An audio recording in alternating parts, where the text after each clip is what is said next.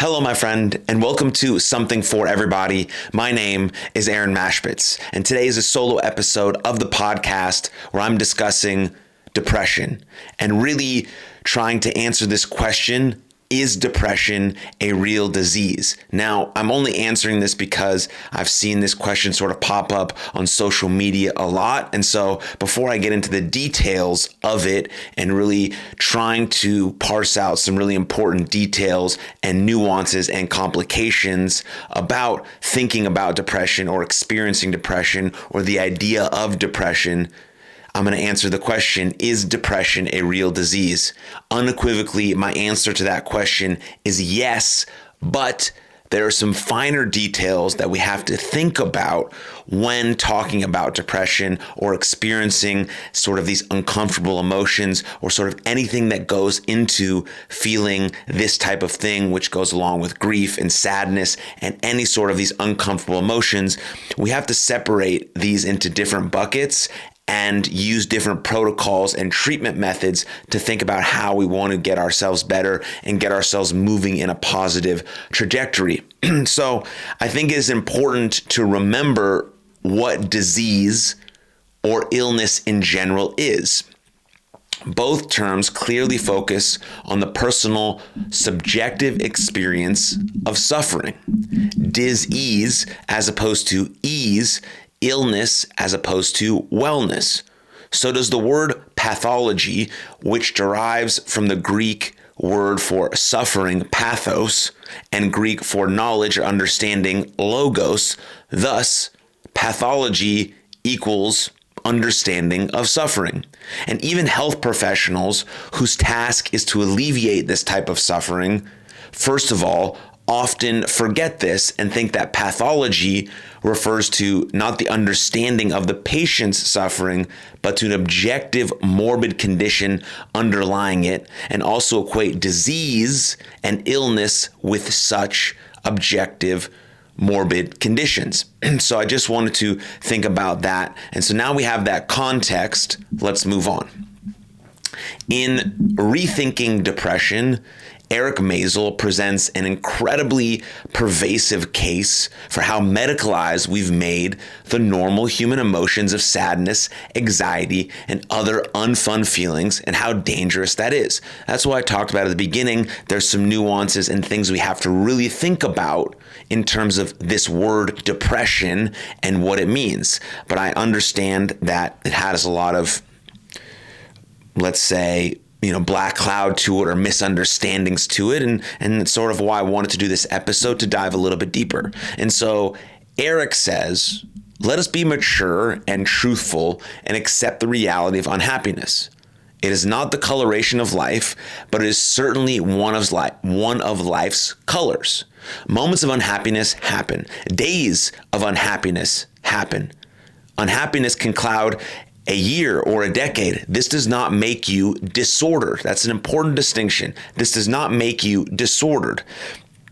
And it is nothing you should feel embarrassed about. But what to do? For the experience of unhappiness is not one you want to prolong, or if you can help it, repeat again. So that's what he says in his book, Rethinking Depression, about just experiencing unhappiness. And the word, he also says, the word depression is a corruption of language. And the more society uses it, the further it will push us all towards unhappiness. Pathologizing unhappiness creates more unhappiness. Reject the very idea of depression and make meaning instead. Again, that's from Eric Maisel in his book, Rethinking Depression. And there's something to this idea of labeling yourself as a depressed person. You can experience periods of sadness. You can experience moments or periods or days or weeks or years of unhappiness. You can also experience depression, but you're not a depressed person. That is not who you are. And so labeling yourself in that tiny little box doesn't allow for the expression of these complex emotions to come through and you for to experience different parts of what life has to offer, because uncomfortable emotions and hard things are a regular, normal part of life, but so are great things. And so if we just shove ourselves in this box as I am a depressed person, we're never able to get out of it, use the tools to combat these sorts of things that happen and allow ourselves to move forward with a better understanding of our emotions or who we are, or how we can combat challenges or things of that nature. And so there's something to be said about sort of rejecting this labeling language. And again, there are varying degrees of depression. And so that's also important to understand, and each person's individual experience is going to be different. But there is a lot to be said about what Eric Maisel talks about in his book about rethinking depression, and especially the over-medicalization of it and just labeling everything as a disorder and as a pathology, instead of trying to figure out some tools and behaviors and actions that we can do on a consistent basis that allow us to show up as the best version of ourselves while being able to handle some of these uncomfortable and hard emotions. Because we know that unhappiness happens. It's just a natural part of the human experience. To pathologize unhappiness just because it's uncomfortable, inconvenient, and unfun, it just is it's a bad idea. It's not a good idea. Our bouts with unhappiness and any other uncomfortable emotion have been fabricated into disorders that greatly benefit the medical establishment, but leave us all in like a loss of how to best address these inherent challenges of life. And so with all that said, talking about unhappiness and all of that stuff, we know that more money or more material things does not really lead to more happiness. By appealing to evolutionary proclivities like a desire for energy-dense food and status competition, the economic and marketing forces of modern society have engineered an environment promoting decisions that maximize consumption at the long-term cost of well-being. In effect, humans have dragged a body with a long hominid history into an overfed, malnourished, sedentary, sunlight deficient, sleep deprived, competitive, inequitable, and socially isolating environment with very dire consequences. Hopefully, understanding this will aid in prevention and treatment of depression and other diseases of modernity at the clinical and population level. And so more on sugar specifically, which was mentioned in sort of our malnourished and very sedentary lifestyle, which has a lot to do with our intake of sugar in the modern world, and sugar, not coincidentally and not, crazily, has a lot to do with our brain, our body, and how we experience some of these emotions. And so more on sugar and the brain from Katie Heffron's textbook, Positive Psychology and the Body. She says, sugar has been a component within Western diets since the 16th century. While 500 years ago, the average human would be lucky to come across sugar, it is estimated that today the average Westerner consumes 3 pounds of sugar a week. 3 pounds of sugar a week. Overall, our sugar consumption per year has risen from 5 pounds per person per year in 1700 to 152 pounds per person in 2000. Recent research has found evidence that sugar, while not only bad for our waistlines, can have just horrible effects on our brain. Sugar has been found to shrink areas responsible for important functions such as memory and mood regulation, wearing on the hippocampus. She goes on to say that researchers have conducted cross-national studies, Korea, USA, France, Germany, Canada, New Zealand, on the relationship between sugar consumption and the incidence of major depression, hence why we're talking about it. They found that there was a highly significant correlation between sugar consumption and the annual rate of depression. While yes, this study does have some major limitations if you go and look it up. It highlights the importance of reassessing the manufacturing of processed food and the role of sugar within our diets. So, when trying to understand and grasp that trying to understand and grasp that depression is a culture-bound syndrome of westernized society, and there is no discrete pathopsychological basis for this diagnostic category. Yet, with that said, depression is a very real disease. So all of these things come into play when we're thinking about depression. That's why I said at the top, it can be very nuanced and complicated, and everyone's situation is very different based on how they grew up, where they live, the tools given, the understanding they have, how people talk about it with them. All of these things play a role. So it's depending on culture, environment, circumstance, all of these sorts of things play a role in how you experience depression and what you think about the things that you go through in your life. And so because depression is a very real disease, it's very severe and often lethal, as we know. I've talked about suicide quite a bit on this podcast. It does and can require the attention of health professionals. Because lots of causes of depression are cultural, like I'm talking about, it stands to reason that methods used for the treatment of a physical disease won't be necessarily successful in its treatment. That does not mean that medications won't have any effect.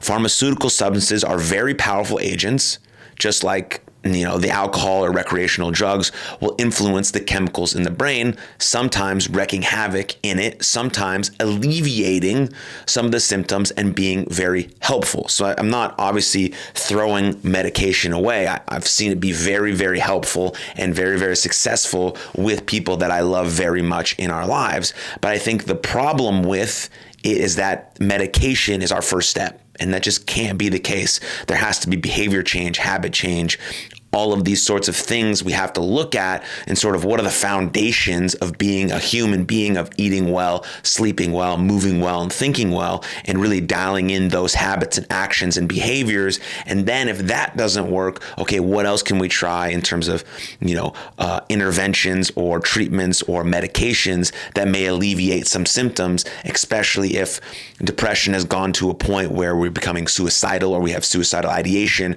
or suicidal intent. Then it becomes very, very important for health professionals to step in and allow that person to be as safe as possible so we can extend and save their life. And so those circumstances are very important when thinking about sort of the far reaches of very, very severe depression. But even when the effects of medications are positive, they won't address the cause of the disease. And so we also that's why we have to understand that there is a difference between depression and our life just, to be honest, sucking, right? That's why it's important to ask questions. I mean, Dr. Jordan Peterson talks about this a lot, especially in his new series on the Daily Wire, which is specifically about depression and anxiety, which I encourage everyone to go watch because it just expands on this stuff that I'm talking about with his clinical history and anecdotes and really important information. But that's why there has to be questions that get asked, and that's why medication can't be the first step, because there has to be a difference. I mean, first of all, there's a difference between depression and grief, or depression and experiencing a really hard life event. You're not depressed because someone in your life died. You're experiencing normal grief and sadness, and we have to be able to handle those uncomfortable emotions, to talk about them, to deal with them, to have protocols and actions and steps and behaviors that allow us to move forward with this idea. I've done a lot of this work over the last 6 years, thinking about and working through the death of my sister. I'm not depressed. Sometimes I get really sad that I don't have a big sister in my life. I just got married, and I wanted to party with her and celebrate and have her meet my wife and my soon-to-be child whenever that happens, God willing. Those things are sad. That's not me experiencing depression, and I'm not depressed. I'm just sad, and I'm experiencing uncomfortable emotions. And if we always avoid those uncomfortable emotions, they're going to seem so much harder and bigger to deal with when they do come. And that's when we can turn to this word that we all know is, I'm just depressed. And that's just not the way to go about handling and living your life to the absolute fullest. And so we also have to think about, does your life just absolutely suck? I mean, I know it's hard to talk about and it's hard to admit, but like, do you have a relationship? Do you have friends? Do you have a job you like? Do you have good family? Like, do you have enough food to eat? Like, are you safe in where you live? Like, all of these questions have to be asked. And if the answer to those questions are like a lot to be no, like I don't have any of those things, again, it doesn't mean you have depression. It could mean that your life is really not very good. You got hit with a bad hand. It's been very unlucky and unfair and unfortunate. You're not a depressed person. You need to attack each of these things in your life and try and make them a little bit better. Yes, there needs to be support and help and guidance, and all of these things go into that. But there has to be a distinction between experiencing grief and sadness and uncomfortable emotions, and also between my life just not going the way I want it to go, or me be hitting with a hard streak, or I lost my job, or my car is getting repossessed, or all these sorts of things that might happen to any given person. That doesn't mean that you're experiencing depression. That means you're experiencing something really hard in your life, and uncomfortable emotions are coming in because of that. And so that's why the first step can never be medication. Because like I said, you're not addressing the culture-bound cause of what's going on. We have to address the root cause of what's going on, then try and build up from there through habits and protocols, and addressing the root, then moving from there. And if nothing gets better, then there's a chance that medications might work or alleviate some of these symptoms that you're experiencing. And that's a really important concept to understand. And again, Dr. Jordan Peterson expands on this a lot in some of his podcasts, and especially on the new Daily Wire show. So hopefully I said that with some, where it made sense, because it really makes sense to me.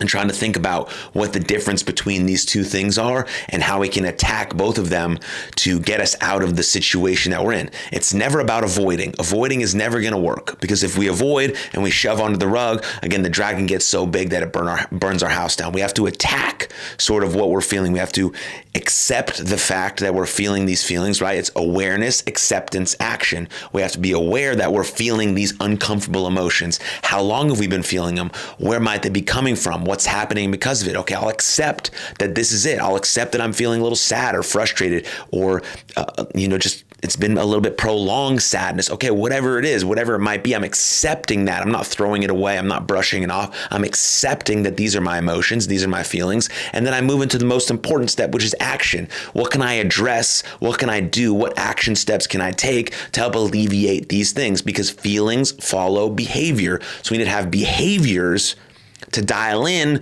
and do immediately when we come across these sort of emotions. And that's what's having your mental health toolkit. That's why it's important to know what works for you and how to employ those certain tools and tactics in the situations where you need them in.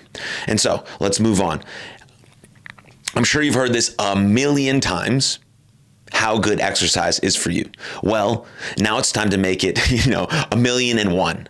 Exercise is good for you. Exercise is good for you. And not just for your heart or your waistline, but most importantly for your brain, specifically for the circuits that keep you depressed. Almost everything that depression causes can be combated by exercise. Okay, let's go through a few. For example, physically, depression makes you lethargic and tired, but exercise gives you more energy and vitality. Depression often messes up sleep patterns, but exercise improves your sleep, making it more restorative for your brain.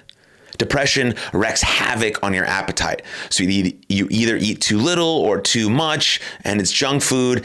In fact, people who eat a lot of processed foods are at higher risk of depression, right? We talked about that with sugar. Exercise improves your appetite, leading to more enjoyable eating and better health. Unless there's an underlying eating disorder there that we need to address, which is extremely important and can be very pervasive and challenging. Mentally, depression can make it hard to concentrate, but exercise makes you mentally sharp and better at planning and decision making. Depression makes you, depressed, but exercise improves your mood. It also reduces anxiety, decreases stress, and boosts self-esteem. Socially, depression usually wants to keep you isolated and alone, but exercise tends to bring you out into the world, or you go to the gym, or you have a class, or whatever the case may be. And so furthermore, all of these effects make it more likely that you'll engage in other activities and thought processes that also reverse the course of depression. That's important. For example, exercise improves sleep.